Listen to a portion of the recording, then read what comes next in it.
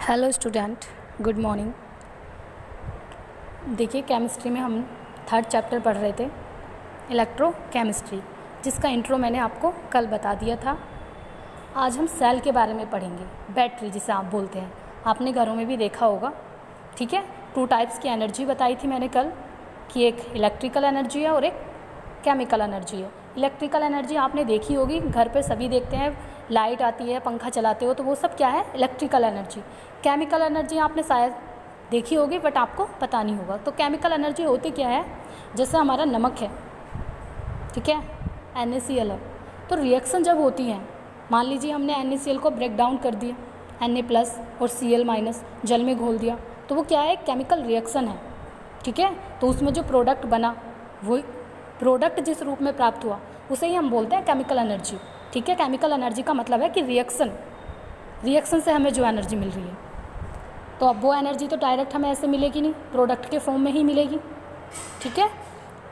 तो आज हम सेल के बारे में पढ़ेंगे, सेल का कॉन्सेप्ट पढ़ेंगे कि कैसे सेल का विकास हुआ, कैसे दिमाग में आया कि हमें सेल बनानी चाहिए।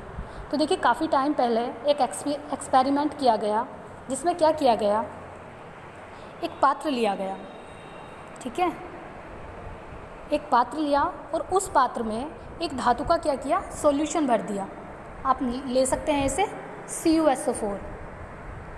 CuSO4 का इसमें विलयन भर दिया गया। आपको पता होगा CuSO4 ब्लू कलर का होता है, ठीक है। उसके बाद क्या किया गया, इसमें एक धातु की रोड डाल दी और ये जो रोड थी वो Zn धातु की थी, ठीक है। ये अरेंजमेंट कर दिया गया है, एक पात्र लिया और उस पात्र के अंदर किसी भी धातु का लबड़े बिड़ेन इसमें डाल दिया और उसके बाद उसके अंदर एक रोड डाल दी और उसे ऐसे ही छोड़ दिया। तो क्या हुआ, कुछ समय बाद इसमें क्या चेंजेज हुए, हमने कुछ नहीं किया, ना ही हमने कोई इसके अंदर एनर्जी हमें दी या हीट हमने दी, कुछ नहीं किया। ऑटोमेटिक अपने आप ही इसके अंदर एक प्रोसेस हुई। क्या प्रोसेस हुई कि ये जो रोड थी जिंक की, ये धीरे धीरे कमी होने लगी इसमें, मतलब ये गलने लगी। और जैसे जैसे इसमें कमी हो रही थी, इसका वेट कम होता जा रहा था, वैसे वैसे ही जो इसमें सॉल्यूशन फिल हुआ है, उस सॉल्यूशन का कलर भी डिसअपीयर हो रहा था। डिसअपीयर का मतलब ये है कि ब्लू कलर से वो रेड इस कलर में चेंज हो रहा था, रेड कलर हो रहा था उसके अंदर। तो जब उस अरेंजमेंट को बाद में देखा गया तो वो प्रोसेस चली रही थी उसके अंदर कि धातु की जो रोड है वो कम हो रही थी, अपना वेट उसका कम होता जा रहा था और जो सॉल्यूशन है उसका कलर चेंज हो रहा था। तो फिर बाद में इससे निष्कर्ष निकाला गया कि ऐसा क्यों हो रहा है। तो इसमें जब डिस्कवरी की गई तो उसके बाद पता चला कि जो ये धातु की रोड है वो क्या कर रही थी, ऑक्सीडाइज हो रही थी। ऑक्सीडाइज का मतलब जिंक की धातु है, ये जिंक की रोड है। तो क्या हुआ, जो Zn है वो क्या कर रहा था, आयन को लॉस कर रहा था। मीन्स Zn+2 और 2 इलेक्ट्रॉन, मतलब इलेक्ट्रॉन त्याग रहा था और अपने जो Zn+2 के आयन है वो इस सॉल्यूशन में छोड़ रहा था। मतलब धीरे धीरे ऑक्सीडाइज होता चला जा रहा था, क्योंकि ऑक्सीजन तो होगी, एयर में ऑक्सीजन होती है, तो वो क्या कर रहा था, ऑक्सीडाइज हो रहा था, Zn+2 में कन्वर्ट हो रहा था और वो Zn+2 आयन इस सॉल्यूशन के अंदर आ रहे थे। और उसी Zn+2 आयन की वजह से इस सॉल्यूशन का क्या था, कलर चेंज हो रहा था, ठीक है। क्योंकि जो कॉपर है वो क्या कर रहा था, ये 2 इलेक्ट्रॉन जो है वो ग्रहण कर रहा था। मीन्स क्या है कि Cu+2 और SO4-2 आयन इसके अंदर होंगे, और जब इसमें 2 इलेक्ट्रॉन आ रहे हैं तो कॉपर क्या कर रहा था, इन 2 इलेक्ट्रॉन को ग्रहण करके किन में कन्वर्ट हो रहा था, Cu एटम में। और आपको पता है तांबे का कलर आपने देखा है, हल्का सा रेडिश कलर का ही होता है, डार्क आप उसे बोल सकते हैं, महरून से कलर का होता है। तो वैसे ही कलर इस सॉल्यूशन का हो रहा था, ठीक है। और इसमें PPT भी बन रहा था, अवक्षेप जिसे बोलते हैं। अवक्षेप आपने देखा होगा, नहीं देखा तो बता देती हूँ। क्या है कि अगर आप मान लीजिए जल में आपने रेत डाल दिया और वो रेत क्या है, अगर आप उसे हिला रहे हो तो वो जल के अंदर घूमता रहेगा, लेकिन अगर आप उस पात्र को ऐसे ही रख दो तो वो क्या होगा, रेत उसकी बॉटम पर जम जाएगा, जिसे क्या बोलते हैं, PPT। सेम कंडीशन इसमें भी हो रही थी, क्योंकि जिंक के आयन आ रहे थे तो जिंक के आयन भी तो इसके अंदर ठहर रहे थे सॉल्यूशन के, ठीक है। तो इससे ये निष्कर्ष निकाला गया कि जिंक की रोड क्या हुई, ऑक्सीडाइज हो गई, और कॉपर जो आयन थे वो क्या हुए, रिड्यूस हो गए, और रिड्यूस होकर कॉपर में कन्वर्ट हो गए, ठीक है। उसके बाद इसके अंदर थर्मामीटर डाला गया, चेक किया गया कि ऐसा क्या हो रहा है इसमें, कैसे ये प्रोसेस चल रहा है। तो उसके अंदर फिर इसमें थर्मामीटर डाला गया, और जब थर्मामीटर इसके अंदर डाला गया तो जो इसका टेम्परेचर पहले था उसकी कंपैरिजन में इसका टेम्परेचर इंक्रीज़ हो गया।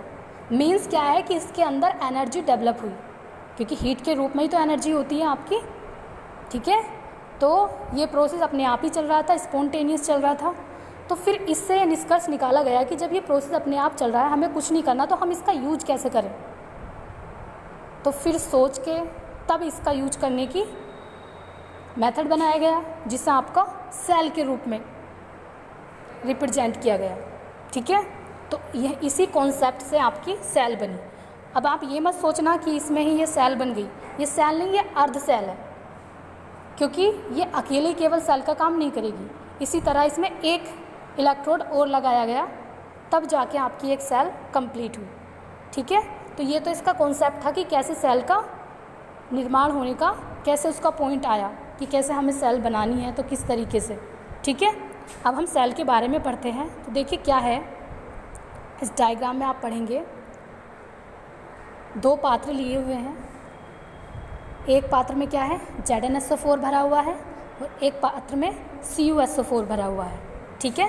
ZnSO4 में जिंक की रोड डाली गई है, CuSO4 में कॉपर की रोड डाली गई है, और फिर क्या किया गया है, इन रोड को आपस में एक वायर से जोड़ दिया गया है, और उस वायर में लगा हुआ है एमीटर। एमीटर किस लिए लगा हुआ है, जिससे कि हम करंट को चेक कर सकें कि इसके अंदर करंट फ्लो हो रहा है या फिर नहीं हो रहा है, ठीक है। इतना अरेंजमेंट कर दिया गया। उसके बाद अपने आप से कुछ नहीं करना, अपने आप इसके अंदर स्पॉन्टेनियस प्रोसेस स्टार्ट हो गई। क्या होगा, जिंक की रोड है वो तो सेम प्रोसेस करेगी कि Zn+2 आयन बनाएगी और 2 इलेक्ट्रॉन डोनेट करेगी। तो जो Zn+2 आयन है वो तो सॉल्यूशन में आ रहे हैं, और जो इलेक्ट्रॉन है वो इस वायर के थ्रू क्या कर रहे हैं, दूसरे सॉल्यूशन में एंटर कर रहे हैं। और इस सॉल्यूशन के अंदर आपको पता है कॉपर के आयन है Cu+2, तो वो Cu+2 आयन क्या करेंगे, उन इलेक्ट्रॉन को ग्रहण कर लेंगे और किस में कन्वर्ट हो जाएंगे, कॉपर में, ठीक है। तो 2 प्रोसेस होंगी, एक होगी Zn का oxidation, Zn+2 plus 2 electron, same वैसे ही कॉपर आयन क्या करेंगे, 2 इलेक्ट्रॉन ग्रहण कर लेंगे और किस में कन्वर्ट हो जाएंगे, कॉपर में। और वो जो कॉपर है इस रोड से जुड़ जाएगा। मीन्स कहने का ये है कि रोड पर चिपक जाएगा वो। तो ये रोड क्या हो जाएगी, एक टाइम मोटी, और ये जो है जिंक की रोड कैसी हो जाएगी, पतली, क्योंकि वो तो अपना लॉस कर रही है। तो ठीक है, तो ये जो है इस अर्ध सेल को क्या बोला गया, जिस पर ऑक्सीडेशन होता है उसे बोलते हैं एनोड। तो इसमें 2 सेल हुई, एनोड हाफ सेल और कैथोड हाफ सेल, ठीक है। और ये जो है आप पढ़ रहे हो, डैनियल सेल पढ़ रहे हो, तो इसमें क्या है, कुछ रूल हैं सेल को व्यक्त करने के। क्योंकि एक पॉइंट यहाँ पे ये भी उठ सकता है कि हमने जो ये एनोड लिया है वो लेफ़्ट साइड ही क्यों लिया है, कैथोड लिया है वो राइट साइड ही क्यों लिया है। तो इसके रूल हैं कि किस तरीके से हमें सेल को रिप्रेजेंट करना है, किस तरीके से सेल बनानी है। एनोड हमेशा लेफ़्ट साइड और कैथोड हमेशा राइट साइड बनेगा, ठीक है। और इसमें अब आप देखिए, इस कॉपर की रोड की तुलना में ये जो जिंक की रोड है इस पर इलेक्ट्रॉन ज़्यादा है, तो ये कैसी है, निगेटिव, और ये कैसी है, पॉजिटिव, ठीक है। तो डैनियल सेल में क्या होगा, जो एनोड है वो आपका कैसा होगा, निगेटिवली चार्ज, और जो कैथोड है वो कैसा होगा, पॉजिटिवली चार्ज, ठीक है। अब देखिए ये प्रोसेस तो अपने आप चल रही है। अब जैसे ही ये प्रोसेस हुई तो इस एमीटर में क्या हुआ, सिंबल दिया इसने कि हाँ इसमें करंट का जो पासेस है वो होने लगा। अब चलिए ये तो हो गया कि चल रही है ये सारी प्रोसेस। उसके बाद देखिए अगर ये प्रोसेस चलती जाएगी तो एक टाइम ये होगा कि इस सॉल्यूशन में जिंक के आयन की संख्या ज़्यादा हो जाएगी और सल्फेट जो है SO4 के जो आयन है वो कम हो जाएंगे, तो पूरा सॉल्यूशन Zn+2 से भर जाएगा। वैसे ही सेम इधर क्या है, SO4- आयन की सांद्रता अधिक हो जाएगी, तो प्रोसेस अपने आप ही रुक जाएगी, ठीक है। क्योंकि कोई भी प्रोसेस क्यों होती है, साम्यावस्था में आने के लिए। तो फिर उस जो Zn+2 की कंसंट्रेशन हाई हुई है और SO4- आयन की कंसंट्रेशन हाई हुई है, उसे ओवरकम करने के लिए हमने क्या किया, एक और अरेंजमेंट किया इस सेल के अंदर, ठीक है। वो अरेंजमेंट के बारे में मैं आपको कल बताऊंगी, एक बार इसे फिर से बता देती हूँ। जनरली जो अभी मैंने आपको बताया वो कॉन्सेप्ट के बारे में बताया कि कैसे एक सेल का निर्माण हुआ, कैसे हमारे दिमाग में आया कि हमें सेल बनाना चाहिए, ठीक है। उसके बाद ये जो हमने सेल पढ़ी है डैनियल सेल पढ़ी है। डैनियल सेल कौन सी है? इलेक्ट्रोकेमिकल सेल, ठीक है। इलेक्ट्रोकेमिकल सेल क्या कर रहे हैं हम? केमिकल का यूज करके इलेक्ट्रिकल एनर्जी जो है वो डेवलप कर रहे हैं। बैटरी जो आपके घरों में होती है आपने देखा भी है, ठीक है। तो ये डैनियल सेल आपके कोर्स में है। आप ऐसी और भी सेल बना सकते हैं, पीबी की बना सकते हैं या किसी और धातु की बना सकते हैं, लेकिन आपके सिलेबस में Zn और Cu की सेल है, इसीलिए मैंने आपको Zn और Cu की सेल के बारे में बताया। और जिसे क्या बोलते हैं आप? डैनियल सेल या फिर गैल्वेनिक सेल बोलते हैं। तो इतना कॉन्सेप्ट आपको याद हो गया होगा। और आपने ये फर्स्ट ईयर में भी पढ़ा होगा कि जहाँ पर जब रिएक्शन में ऑक्सीडेशन और रिडक्शन एक साथ हो तो उस रिएक्शन को क्या बोलते हैं? रेडॉक्स रिएक्शन, ठीक है।